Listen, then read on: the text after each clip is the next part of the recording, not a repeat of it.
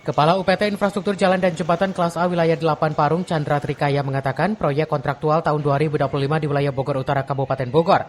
Pihak UPT fokus pada peningkatan jalan dan masalah genangan air diakibatkan saluran drainase yang buruk.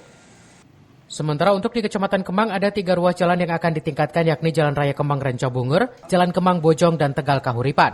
Diharapkan pertengahan tahun sekarang proyek tersebut sudah bisa dilaksanakan.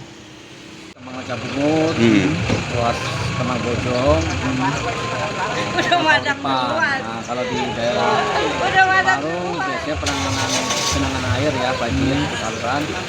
Terus untuk yang di Gunung Sindur itu ada pekerjaan betonisasi di